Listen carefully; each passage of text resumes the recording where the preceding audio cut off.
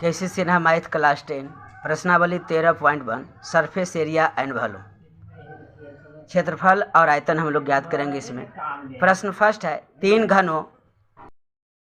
इस चैप्टर में हम लोग घन, घनाभ, बेलन, शंकु और गोले के पृष्ठीय क्षेत्रफल एवं आयतन पर आधारित प्रश्न को हल करेंगे। फर्स्ट प्रश्न है, तीन घनों जिनमें प्रत्येक की भुजा 5 cm है के संलग्न फलकों को मिलाकर एक घनाभ बनाया जाता है। इससे प्राप्त घनाभ का पृष्ठीय क्षेत्रफल ज्ञात करें। सबसे पहले इसका बेसिक समझ लिए कि क्वेश्चन कह क्या रहा है। तीन घन है, प्रत्येक की भुजा 5 cm है। हम लोग जानते हैं कि घन में जो क्यूब होती है उसमें लंबाई, चौड़ाई और ऊंचाई इक्वल होता है, बराबर होता है।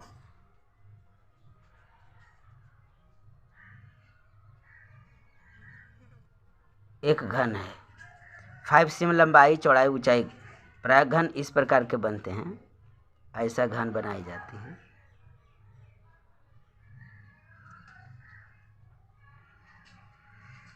इसकी लंबाई, चौड़ाई और ऊंचाई बराबर है। इस प्रकार के तीन घन हैं।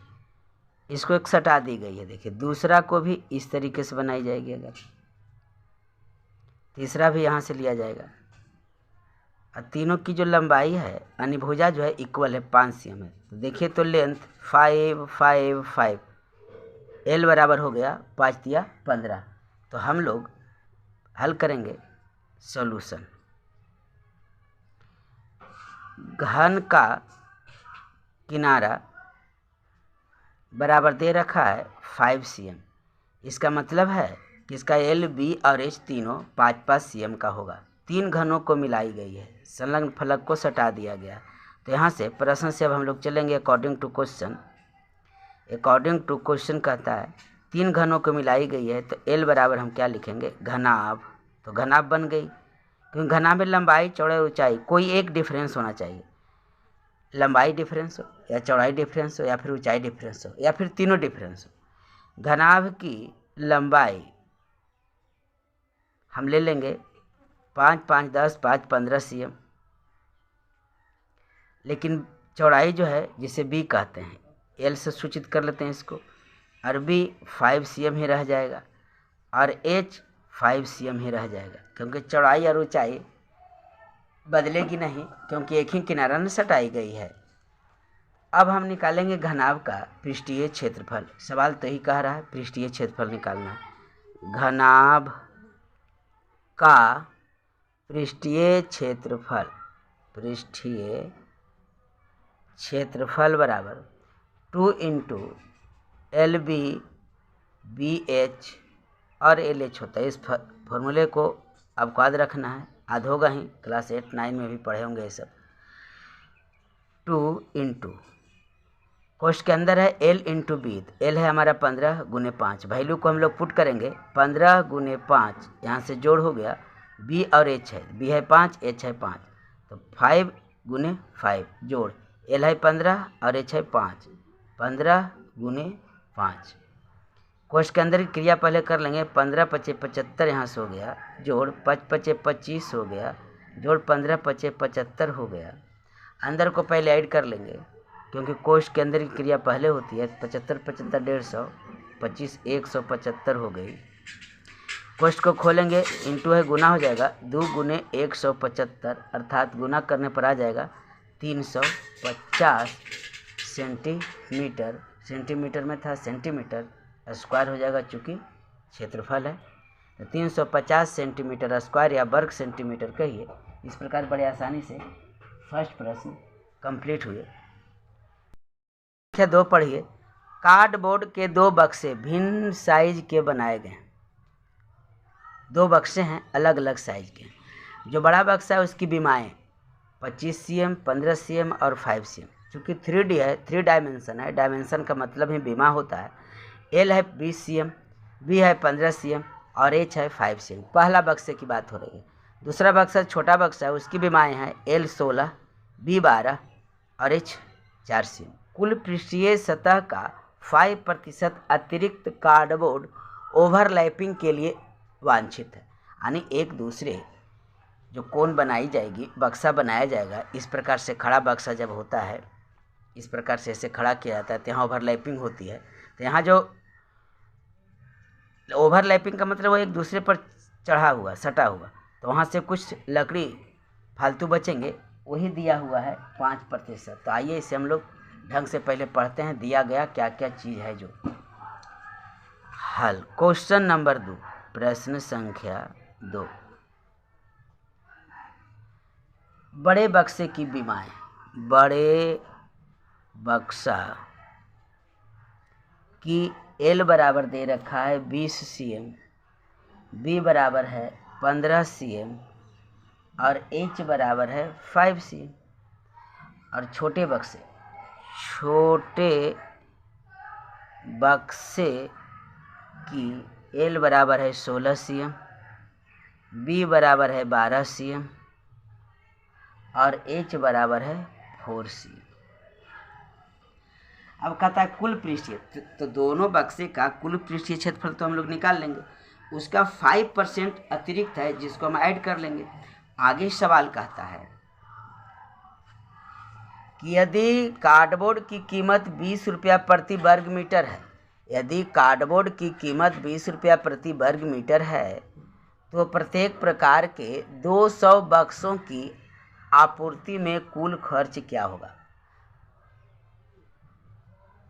LBH जो विमाएं दी गई सेंटीमीटर में दिया गया है, लेकिन यहाँ कीमत है आपका प्रति वर्ग मीटर में। या तो हम विमाओं को ही मीटर में बदल लें, या फिर इसी को, या क्षेत्रफल जो आएगा उसको हम बाद में मीटर में बदल लेंगे, कहीं बात है। फिर 200 बक्से से गुना कर लेनी है। कुल खर्च निकालना है तो 20 रुपये प्रति वर्ग मीटर की दर से निकाल लेंगे गुना करके। बहुत ही आसान सा सवाल है, कोई थोड़ी सी परेशानी नहीं होगी। सबसे पहले हमें कुल क्षेत्रफल निकालना है, पृष्ठीय क्षेत्रफल। तो ये दोनों क्या है, घनाभ है। LBH डिफरेंस है, समझिए क्या है, तो घनाभ है।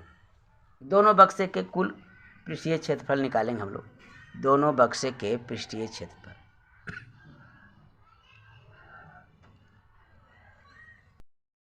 दोनों बक्से के पृष्ठीय क्षेत्रफल बराबर, फार्मूला तो पता ही होगा, पृष्ठीय क्षेत्रफल क्या होता है, 2 × LB + BH + LH होता है। चलिए कर लेता हूँ, 2 × LB + BH + LH। फिर से छोटे बक्से का 2 × LB + BH और +LH। ये तो मैंने फार्मूला लिख लिया आपको। अब हम लोग वैल्यू पुट करेंगे। ये बड़े बक्से का हो गया, अरे छोटे बक्से का हो गया, तो बड़े बक्से का LBH पुट कीजिए, छोटे बक्से का LBH पुट कीजिए, आराम से क्वेश्चन हल हो जाएंगे। वैल्यू रखेंगे हम लोग बड़े बक्से और छोटे बक्से के LBH का। तो बड़े बक्से का हो गया 20 × 15, 20 L है और B 15 है, प्लस BH 15 × 5 जोड़ 20 × 5 कोष्ठ बंद +2 इंटू LBH 16 × 12 जोड़ 12 × 4 और जोड़ 16 × 4। कोष्ठ के अंदर का क्रिया पहले कर लेंगे। 15 दूनी 30, 300 हो गया। आज जोड़ 15 × 5 = 75, यहाँ से 20 × 5 = 100 जोड़ 2 × 16 × 12 कर लेते हैं, 6 दूनी 12, 192 हो जाएगा। जोड़ 12 × 4 = 48, 48 हो जाएगा। जोड़ 16 × 4 = 64 हो जाएगा। कोष्ठ के अंदर का क्रिया करेंगे, 300, 400, 475 हो गई। जोड़ 192, 48 और 64 को जोड़ लेने पर आ जाएगा 8 × 4 = 12, 13 × 14 304, 304। कोष्ठ को खोल लीजिए, गुना कर लीजिए, 2 × 475 जोड़ 2 × 304। यहाँ से हो गया 4 दूनी 800 और 7 150, 950, 950, 475 × 2 कीजिए 950 और जोड़ 4 दूनी 8, 3 दूनी 6, 608। दोनों के जोड़ लेने के बाद आ जाती है 15.58 सेंटीमीटर स्क्वायर। ये तो हमारा हो गया क्षेत्रफल उसका सेंटीमीटर में। अब आगे कह रहा है 5% अतिरिक्त कार्डबोर्ड सहित पृष्ठीय क्षेत्रफल। तो 5% अतिरिक्त, इसका हम निकाल के इसमें ऐड करेंगे। अतिरिक्त माने एक्स्ट्रा होता है, अधिक होता है। 5% अतिरिक्त कार्डबोर्ड, अतिरिक्त 5% अतिरिक्त कार्डबोर्ड सहित पृष्ठीय क्षेत्रफल, पृष्ठीय क्षेत्रफल बराबर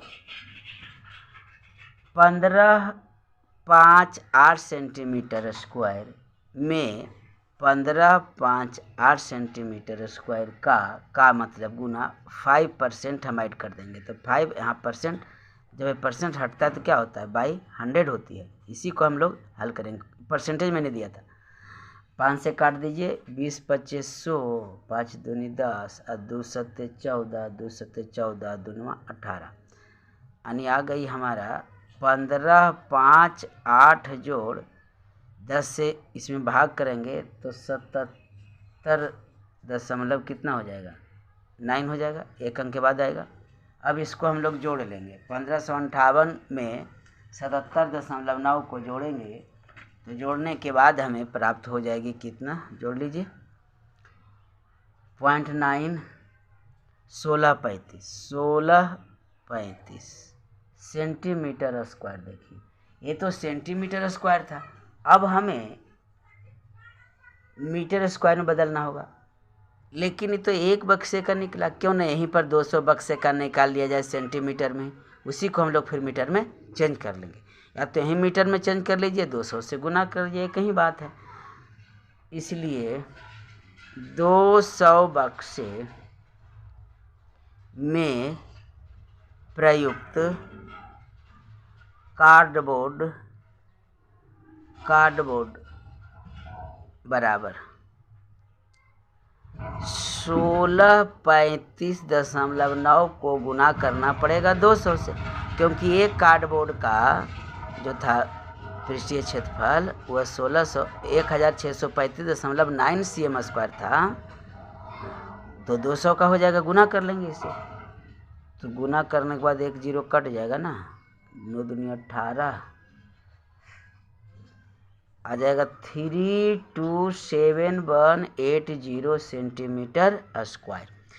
200 से गुना कर लिए तो इतना सेंटीमीटर में आ गया। अगर हम इसे मीटर में बदल लें तो देखिए सेंटीमीटर स्क्वायर है, क्या होता है, 1 सेंटीमीटर को अगर मीटर में बदलते हैं तो 1/100 हो जाता है 100। और 1 cm स्क्वायर है, यही स्क्वायर है तो यहाँ भी स्क्वायर करना होगा, अर्थात हम इसे इस प्रकार कर लेंगे मीटर में। तो 1 पर कितना हो जाएगा, 10,000 से, 10,000 से हमें भाग करना होगा तो जाकर मीटर स्क्वायर में चेंज होगी। ये तो रफ हो गई। तो लिखेंगे 327180 बटा 10,000, 100 ये 0 0 कैंसिल हो गया। 3 0 के बाद पॉइंट बैठा दीजिए ना, 1 2 3, यहाँ यानी 32.718 मीटर स्क्वायर ही हमारा टोटल एरिया निकल गया। अब हमें कीमत निकाल देनी है, तो चूँकि 1 वर्ग मीटर कार्डबोर्ड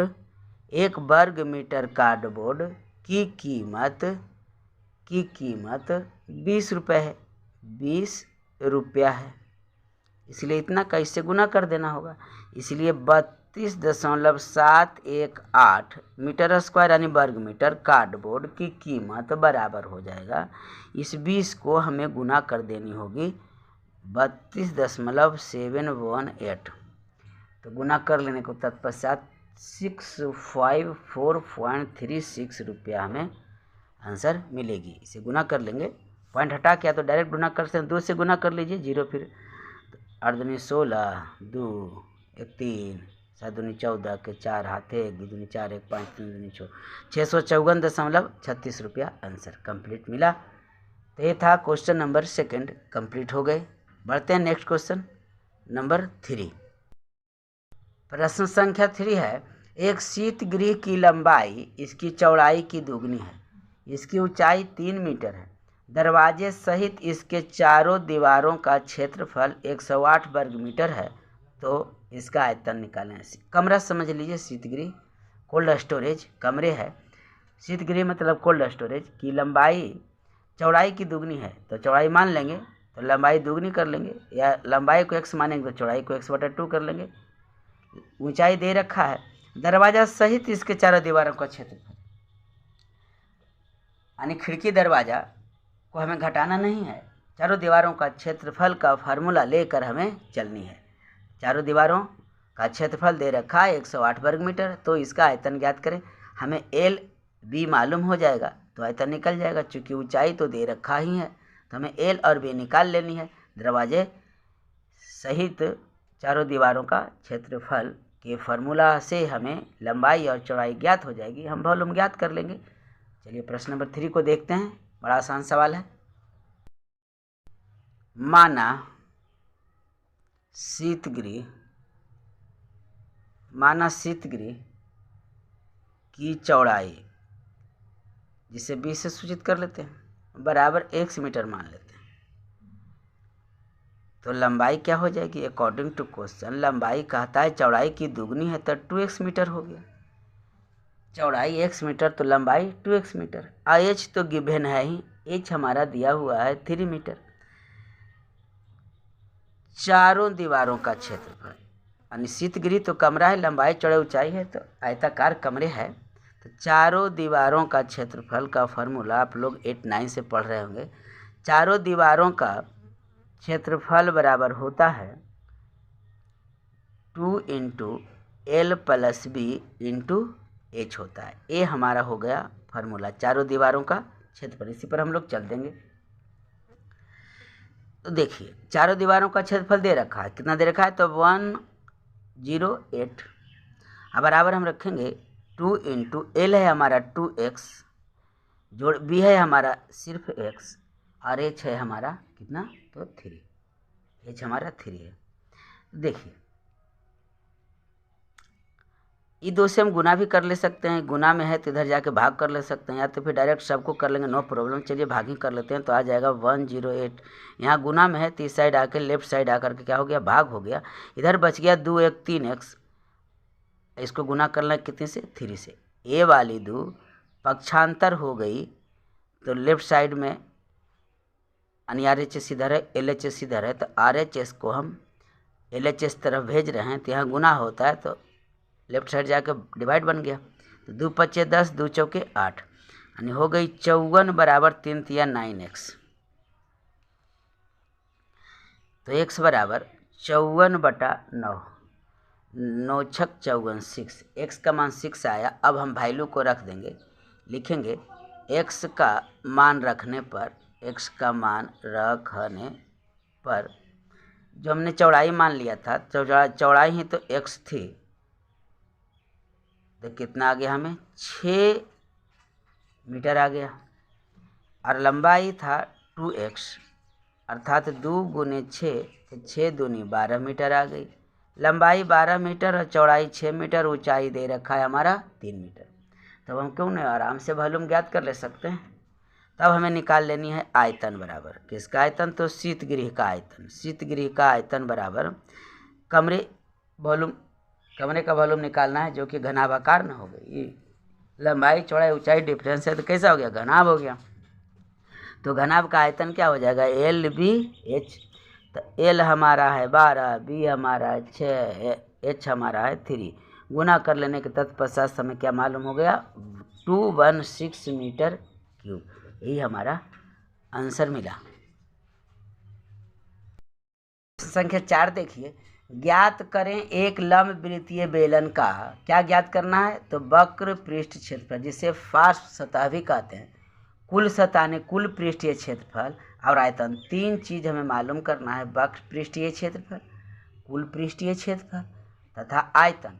क्या चीज का? तो बेलन का, लंब वृत्तीय बेलन का, जिसकी ऊंचाई दे रखा है 13.1 cm और आधार की त्रिज्या दे रखा है 7 cm। हमें 3 सवाल दिए गए हैं, वक्र पृष्ठ, कुल पृष्ठ और आयतन ज्ञात करनी है। ऊंचाई और त्रिज्या दिया हुआ है बेलन का, बड़े आराम से बन जाएंगे।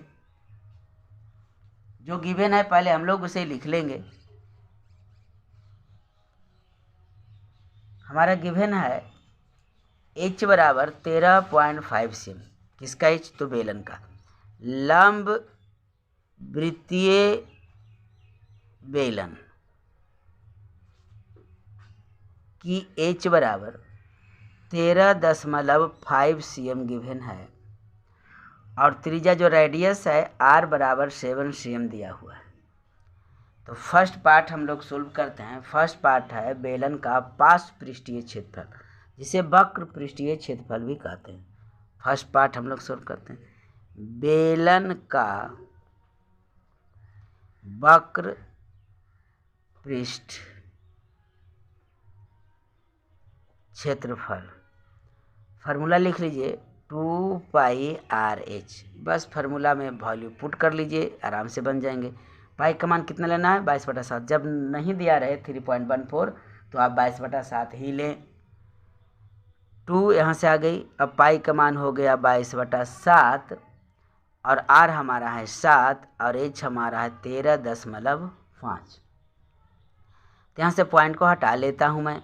E7 कट गया, 2 से 5 बार में कट गया। 5 दूनी 10, 5 सते 35, यानी 22 गुने 27। 22 गुने 27 कर लेनी है तो प्राप्त हो जाएगी 7 दूनी 14 के 4 हाथ लगा 1 9 और 5 594 सेंटीमीटर है। आयतन नहीं, पृष्ठीय क्षेत्रफल है तो स्क्वायर।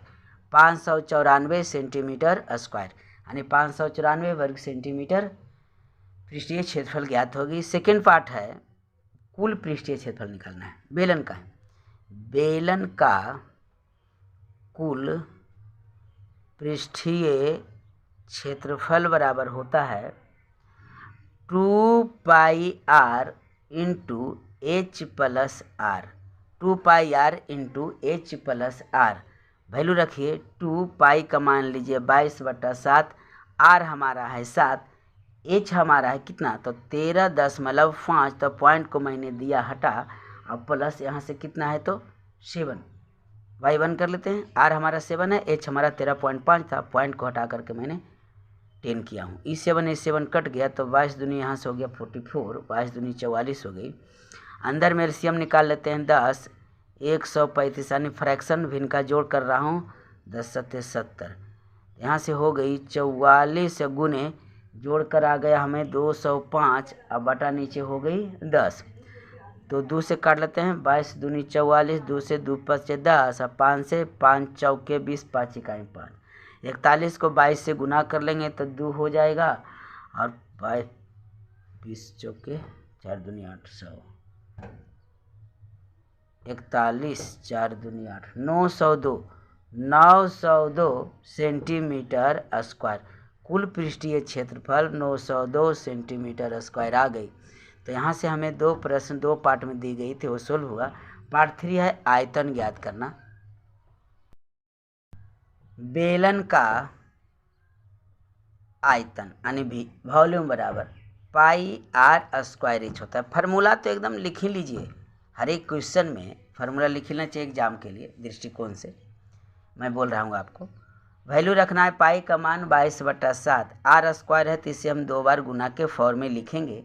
h है हमारा 13.5, तो पॉइंट को उठा दिए तो y में आ गया 10, क्योंकि पॉइंट के बाद 1 अंक होता है। इसी को काटते हैं। 7 कट गई, 5 से कट जाएगा। 5 दूनी 10, 5 सत्ते 35, 5 दूनी 10। ये 2 से 11 बार में कैंसिल हो गया। गुना करना 11 गुने ए वाली 7 गुना ए वाली 27। अब गुना करके लिख लीजिए, वही आपका आंसर निकल जाएगा। तो कितना आ जाएगा? 11 सत्ते 77, 7 सत्ते 49, यानी 20.79 सेंटीमीटर क्यूब। जब आयतन है तो घन सेंटीमीटर न होता है। 77 यही आएगा ना। 7 14 4 हाथ में 1, 7 14 1 15, 9 4 3 7 5 5 10 के 0 हाथ लगा 1। ठीक है, 20.79 सेंटीमीटर क्यूब। ए हमारा आंसर मिल गया। इस प्रकार से प्रश्न संख्या 4 के तीनों पार्ट हम लोगों ने सोल्व किया। अब देखिए प्रश्न 5। प्रश्न नंबर 5। प्रश्न संख्या 5। प्रश्न संख्या 5 देखते हैं। प्रश्न संख्या 5 है, एक लंब वृत्तीय शंकु की त्रिज्या और ऊंचाई का अनुपात 5:12 है। देखिए, त्रिज्या 5x मान लेते हैं, ऊंचाई 12x मान लेते हैं, यानी अनुपातिक राशि मान लेना होगा। जब भी कभी प्रश्न में अनुपात दिया रहे तो आप अनुपातिक राशि कॉमन रेशियो लेकर चलिए, आराम से बन जाएगा। यदि इसका आयतन 314 cm³ है तो इसकी तिरछी ऊंचाई ज्ञात करें, और पाई का मान दिया गया है, हमें लेना है 3.14। 3.14 22/7 नहीं, 3.14 लेनी है। आइए इसे हम लोग हल कर लेते हैं। प्रश्न संख्या 5 जो गिवन है उसे हम पहले लिख लेंगे। तो मानना पड़ेगा हमें, क्योंकि अनुपातिक राशि मानेंगे तब तो वहाँ से R और H निकलेगा। माना हल, माना अनुपातिक राशि, माना अनुपातिक राशि बराबर x मान लिया। तो शंकु है, शंकु की त्रिज्या r बराबर 5x हो जाएगी, और ऊंचाई जो है शंकु की ऊंचाई 12x हो जाएगी। शंकु कुछ इस प्रकार का होता है, अब समझिए बात को। तिरछी ऊंचाई, ये रहा शंकु, आधार जो है वृत्ताकार भाग होता है, ये रहा ऊंचाई, यहाँ से आपकी हो गई त्रिज्या, यहाँ 90 डिग्री कोण बना तो ये आपका त्रिभुज बन जाता है। इसी को बोलते हैं स्लैंटिंग हाइट। तिरछी ऊंचाई L बराबर, तिरछी ऊंचाई हमें निकाल लेनी है। ये हो गया H यानी ऊंचाई, ये हो गया R। तो जिस प्रकार आप पाइथागोरस थ्योरम में पढ़े होंगे क्लास 8-9 में, हमें कर्ण निकालना होता है। तो कर्ण बराबर क्या करते हैं, लंब का स्क्वायर जोड़ आधार का स्क्वायर, अंडर रूट कर लेते हैं तो हमें कर्ण निकल जाता है। जस्ट लाइक वही हम लोग करने वाले हैं। वैल्यू रखेंगे प्रश्न से अकॉर्डिंग टू क्वेश्चन। कहता है कि शंकु का आयतन दिया हुआ है, शंकु का आयतन बराबर दिया हुआ 314 cm³। और शंकु के आयतन का जो है फार्मूला होता है 1/3 पाई r²h। तो बराबर यहाँ से 314 हम ले लेंगे, वैल्यू को रखेंगे। तो 1/3 पाई का मान हमें लेना है 3.14। 3.14 पॉइंट को उड़ा दिया मैंने, 00, क्योंकि पॉइंट के बाद 1 2 डिजिट है। तो 314/100 हो गया, गुना r² है तो इसे हमें लिखना होगा 5x गुने 5x, चूँकि r² है, गुने h है 12x, तो 12x हम लिख लेंगे। अब बराबर 314। यहाँ से कुछ काट छाट कीजिए, 5 दूनी 10, 5 चौके 20, 4 तिया 12, और E3 से E3 कैंसिल हो गया, बटा 1 हम लिख सकते हैं। तो न्यूमरेटर और न्यूमरेटर LHS RHS आराम से कट गए। इधर से x गुने x गुने x 3 बार आई है, x गुने x बराबर इधर कुछ नहीं तो 1 है, यानी x³ बराबर 1 है। तो x बराबर निकालेंगे तो 1 का हमें घनमूल निकालना होगा, अर्थात 1। x का मान हमें आ गया 1। अब हम x का मान रख देंगे तो r बराबर और h बराबर हमें ज्ञात हो जाएगी। x का मान रखने पर, x का मान रखने पर, x का मान रखने पर r बराबर था 5x, तो 5 × 1 बराबर 5 सेंटीमीटर है, सेंटीमीटर लिख लेते हैं। h बराबर है 12x, यानी 12 गुने 1 बराबर 12 cm। हमें निकाल लेना है L बराबर, L बराबर हो जाएगा h का स्क्वायर जोड़ r का स्क्वायर अंडर रूट। h है हमारा 12 का स्क्वायर, r है हमारा 5 का स्क्वायर अंडर रूट।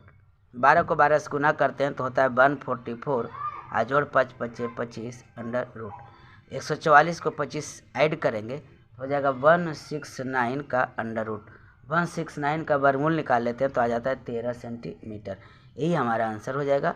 L बराबर, यानी तिरछी ऊंचाई कितनी होगी तो 13 सेंटीमीटर हो जाएगी तिरछी ऊंचाई। तो क्वेश्चन नंबर कंप्लीट हो गया हमारा कितना, तो 5। प्रश्न संख्या 5 हम लोगों ने कंप्लीट किया। अब हम देखते हैं प्रश्न संख्या 6 जो चैप्टर 13.1 का लास्ट अंतिम सवाल होंगे। संख्या 6 देखिए, एक बेलन की ऊंचाई उसके व्यास की 2/3 है। एक बेलन की ऊंचाई उसके व्यास की 2/3 है। उस बेलन का आयतन 4 cm त्रिज्या वाले गोले के आयतन के बराबर है। तो बेलन के आधार की त्रिज्या का परिकलन कीजिए। ऊंचाई दे रखा है, दिया हुआ नहीं है आयतन, उस बेलन का आयतन 4 cm, ठीक है, समझिए बढ़िया से। एक बेलन की ऊंचाई उसके व्यास की 2/3, तो हम व्यास मान लेंगे, ऊंचाई आ जाएगा वहाँ से। उस बेलन का आयतन 4 cm त्रिज्या वाले गोले के आयतन के बराबर है, यहाँ से बनेगा हिसाब। यानी गोले की त्रिज्या दे रखा है 4 cm, यहाँ से आयतन ज्ञात कर लेंगे, गोले का आयतन ज्ञात कर लेंगे और लिखेंगे गोले का आयतन बराबर हो जाएगा बेलन का आयतन। वहाँ से हमें बेलन की आधार की त्रिज्या मालूम हो जाएगी। चलिए सवाल समझ में आई, फिर से समझते हैं। गोले की त्रिज्या 4 cm दिया हुआ है, तो गोले की त्रिज्या आयतन जितना होगा उतना ही आयतन बेलन का भी आयतन होगा। आयतन दोनों का सेम है। अब दिया हुआ है कि बेलन की ऊंचाई जो है व्यास की 2/3 है, तो यहाँ से हमें त्रिज्या मालूम आराम से हो जाएगा।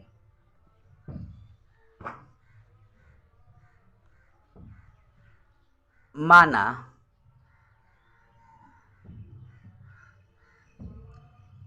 बेलन का व्यास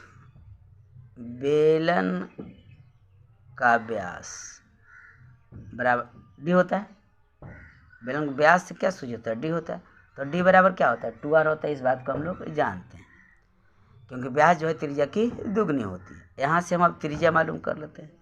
तो त्रिज्या बराबर क्या हो जाएगा, d/2 होता है। d/2 अर्थात d जब हमारा 2r है तो बटा 2 करेंगे, 2 2 कैंसिल हो गई, तो r बराबर क्या आ गया, r आ गया। यानी त्रिज्या बराबर क्या आ गई, r आ गई। अब बेलन की ऊंचाई अकॉर्डिंग टू क्वेश्चन, बेलन की जो ऊंचाई है वह कह रहा है सवाल में कि व्यास की 2/3 है। व्यास की यानी 2r की 2/3 है, व्यास की 2/3 है। व्यास की 2/3, तो 2/3 का मतलब क्या होता है, 2/3। 2/3 का मतलब क्या हो गया, 2/3। अक्का मतलब गुना, व्यास समझ रहे हैं 2r है, तो हम निकालेंगे व्यास हमारा कितना है, तो 2r है। अब गुने 2/3 कर लेंगे, यानी 2/3 कर लेंगे, 2/3। तो कितना आ गया, 2 दूनी 4r/3 आ गया। अब गोला का त्रिज्या दे रखा है, गोला का त्रिज्या दिया हुआ है। गोला का त्रिज्या जो है वह दिया हुआ है 4 cm। प्रश्न से हम लोग चलते हैं। प्रश्न से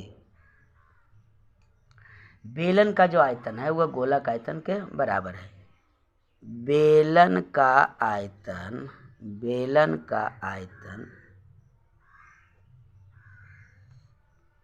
बराबर गोला का